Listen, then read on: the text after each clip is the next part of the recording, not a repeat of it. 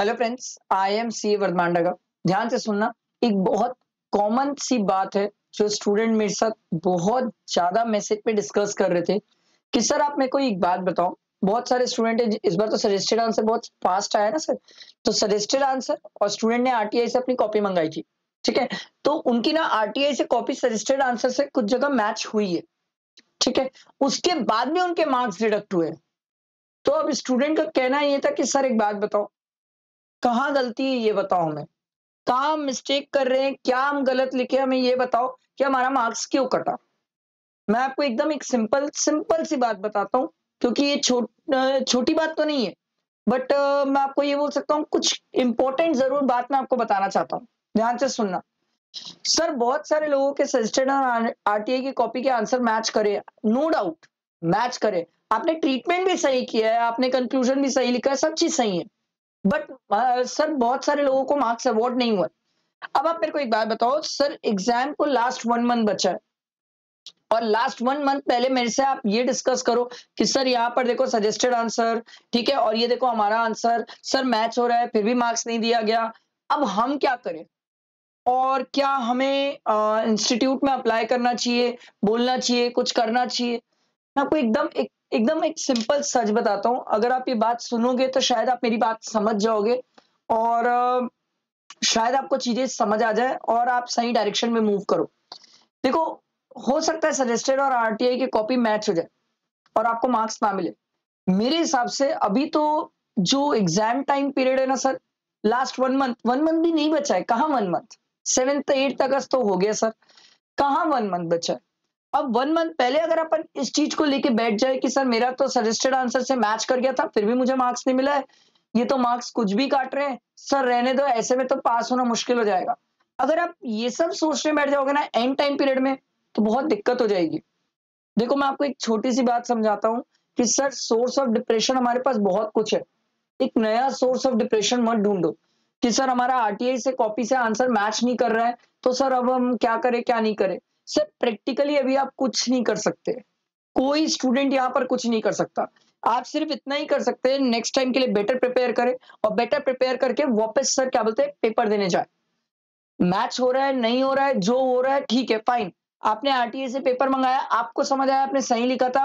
हो सकता है माइट बी पॉसिबल कुछ चेकिंग मिस्टेक हो, कोई एरर मिस्टेक हो, कुछ भी हो।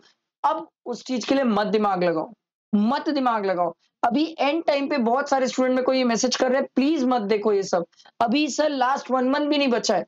तो अब आप अपना सिंपल फोकस रखो पढ़ने पे कि सर हमें पढ़ना है। हमें ये नहीं देखना है कि क्या हुआ क्या नहीं हुआ, जो बीत गया सो बीत गया। अभी सिंपल इतना करना है कि हमें पढ़ना है सर। क्योंकि मत करो ये सब काम सर, मैचिंग मैचिंग मत खेलो, एक दूसरे को डिप्रेशन में मत दो और फोन करके इस चीज को डिस्कस मत करो। क्या कर रहे हो, ये सब मत करो। एंड टाइम पीरियड है सर, अभी ये सब डिस्कस करने और सोचने का टाइम पीरियड नहीं है। आप बोलोगे सर कि सर आपके लिए तो बोलना ये आसान हो जाएगा, किसी का एग्जाम और किसी के क्या अटेम्प्ट की बात होती है। शायद शायद कोई स्टूडेंट सीए भी बन जा रहा हो फाइनल वाले, अगर किसी के साथ ऐसा हुआ हो। मैं आपको एक चीज बता रहा हूँ सर, हमारे टाइम की बात है जब मैं सीए फाइनल का एग्जाम दे रहा था। तो एक बार ऐसा हुआ था कि सर एक स्टूडेंट है, स्टूडेंट मैं आपको इसलिए बता रहा हूँ क्योंकि वो आपके लिए स्टूडेंट है, मेरे लिए तो कजन सिस्टर थी। उसके साथ हुआ ये था कि सर उसका ध्यान से सुनना। सर उसके साथ हुआ ये था कि जब वो ऑनलाइन में देखी तो उसका रिजल्ट पास था। ठीक है, ऑनलाइन में देखी तो रिजल्ट पास था। और जब मार्कशीट उसके घर में आई तो उस मार्कशीट में फेल लिखा हुआ था। उसने इंस्टीट्यूट और वो फाइनल की स्टूडेंट थी, फाइनल क्लियर आउट हो गया था ना उसके लिए क्योंकि पास। तो उसने इंस्टीट्यूट फोन किया और उसने पूछा कि सर कौन सा सही है, ऑनलाइन वाले में तो मैं पास हूँ, ऑफलाइन मार्कशीट पे तो फेल लिखा हुआ है। तो उसे ये रिप्लाई मिला था, there is a technical glitch. Online में टेक्निकल ग्लिच हो सकता है, ऑफलाइन में ग्लिच नहीं हो सकता। ऑफलाइन की मार्कशीट वैलिड रहेगी और वही कंसीडर की जाएगी। अब बताओ, वो स्टूडेंट का सोच के देखो 1 मिनट के लिए।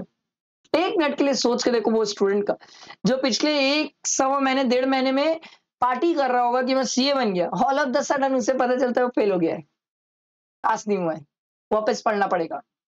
तो आप अगर इन सब चक्करों में अभी पढ़ रहे हो ना, तो ये बहुत गलत है।